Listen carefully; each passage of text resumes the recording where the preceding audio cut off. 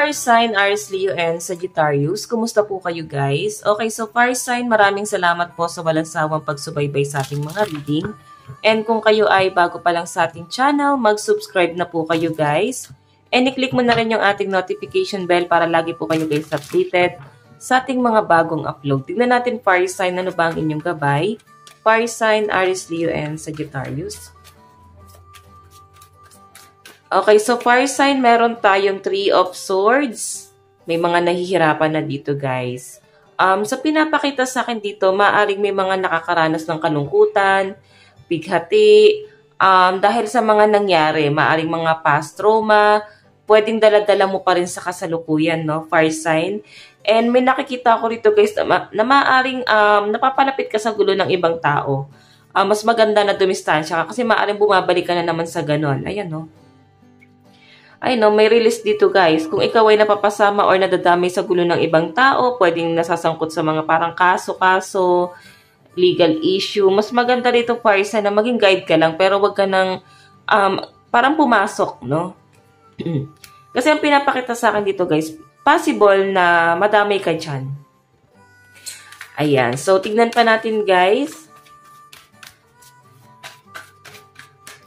So, fire sign, meron tayong 10 of Cups. So, sa pinapakita sa akin dito, fire sign, maaring hindi mo kayang iwasan din. Dahil nga, maaring ano guys problema yung pamilya. Hindi mo rin maiwasan yung problema. Kasi, problema ng ibang tao, sa halip na hindi ka na nangihimasok, di ka na nakikisali, madadamay at madadamay ka. Okay? So, tignan pa natin guys, fire sign. So, tingnan pa natin fire sign. Maaaring ma-overcome nyo rin naman daw to guys kung may problema, no? Ayan, may victory dito kahit hindi ka na sumali or kahit hindi mo na solusyonan pa yung problema. Kasi guys, maaaring masusolusyonan naman to. Kahit parang walang gawin.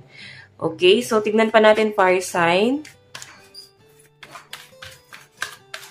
So, fire sign, meron po tayong 7 of Swords. Iwas ka rin daw guys no, sa sobrang pagtitiwala kasi pwedeng ikaw ay maisahan, mautakan. Yung iba sa inyo guys, sobrang pagtitiwala lalo na sa pera. Kung makikita mo wala ka rin problema rito guys, sila lang yung may problema doon, no? Okay?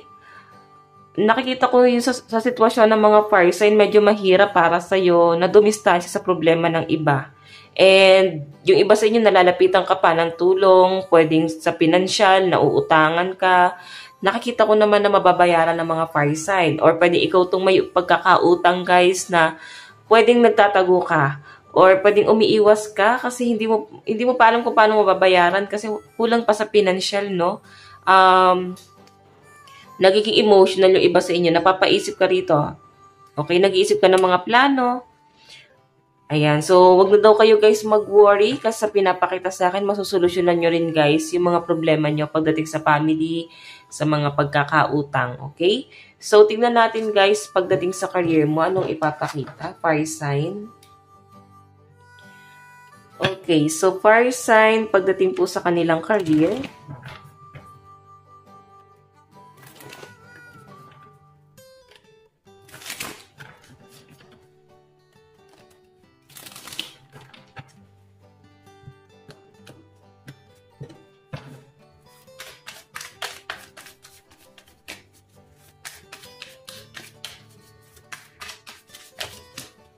Okay, so guys, meron tayong the Chariot. May opportunity na paparating sa mga fire sign. Meron tayong surrender. So, yun nga lang guys, nasa conflict ka. Okay? Sa pinapakita sa akin, may malaking opportunity na paparating sa inyo. Pero pag-iisipan mo kung i-grab mo ba itong opportunity na to. Kasi pwedeng meron kang dapat isuko. Okay? Or meron kang tatalikuran para dito sa opportunity na to. Eh, nandun ka sa alanganin ngayon, fire sign. Ayan, no? Partnership. So, I think malapit ka sa mataas. Yun ang nasa-sense ko. Pasensya na sa motor, no? Parang malapit ka sa boss or sa mataas na tao, guys. Pwedeng, eto yung kapit ng iba sa inyo. May partnership So, I think may tutulong sa inyo na ibang tao. So, nandun ka sa komplikado ngayon. Clarity siguro kailangan mo munang pag-isipan. Eto, guys, no? kung igagrab mo ba yung opportunity na paparating sa inyo. Okay? So, tignan pa natin guys, pagdating naman po sa daloy ng inyong kaperahan, fire sign.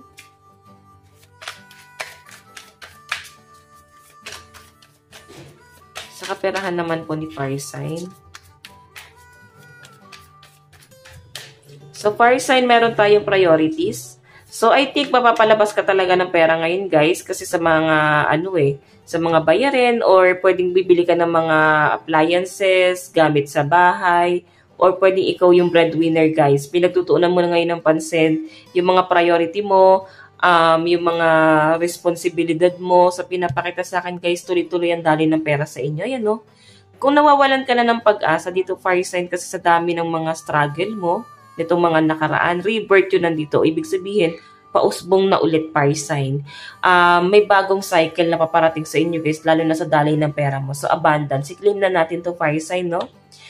Ayan, yung iba sa inyo, nahihirapan na kayo mag-isip kung paano mo masusolusyonan yung mga problema mo sa pera. Tignan pa natin. Ayan. So, habang nagkakaedad tayo guys, parang lalo kang nabibigatan sa mga responsibilidad mo. And nakikita ko naman na hindi ka nauubusan ng mga idea. Ayan no, laging may solusyon ang mga fire sign.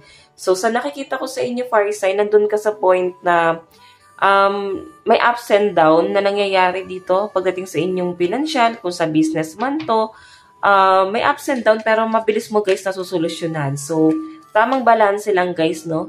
Tamang pagmamanage lang ng pera guys. Okay? So, wag natin guys laging sinasabi na minsan lang naman to. So, papapagastos ka kasi lagi mo sinasabi sa sarili mo na deserve mo to. Minsan lang naman to mangyari. So, darating din naman yung pera. Paano kung kailangan mo ng pera? Okay? So, tamang ipon din guys. So, pag nakaipon ka, so, pag may sobra, pwede mong ilabas. Okay? So, tignan natin guys kasi medyo nagiging emotional ka eh. Ayan o. Sabihin, pwedeng ikaw ay talagang napaka-responsible, talaga fire sign. Lagi mong iniisip yung kapakanan ng ibang tao. So, tignan pa natin, fire sign pagdating sa inyong love life.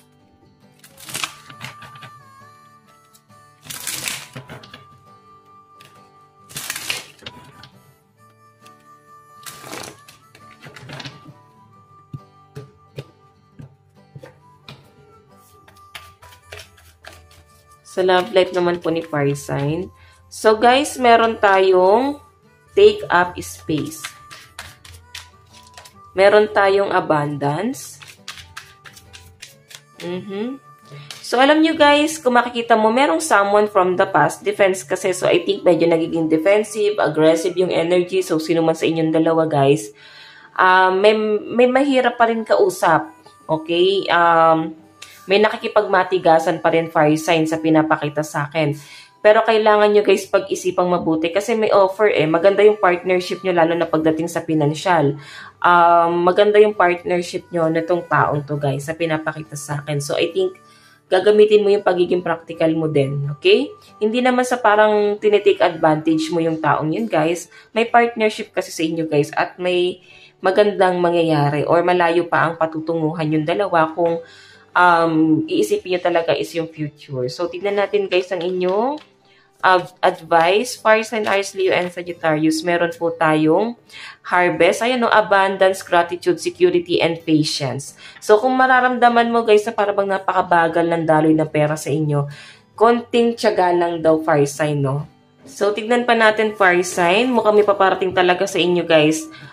So, fire sign parang ang sinasabi kasi sa akin, konting pasensya pa, no? Kung nagkakaroon ka ng struggle pagdating sa inyong pinansyal, parang napakabigat ng mga pinagdaanan mo na itong mga nakaraan, ang daming bayarin, ang dami mong tinulungan, napalabas ka talaga ng pera. So, fire sign ang sinasabi sa akin, tiis lang. Kasi bubuhos guys yung biyaya sa inyo. Dito pa lang guys, oh, may abundance na dito. So, tignan pa natin. Meron po tayong there's hold, perception, surrender, dissolve, and illusion.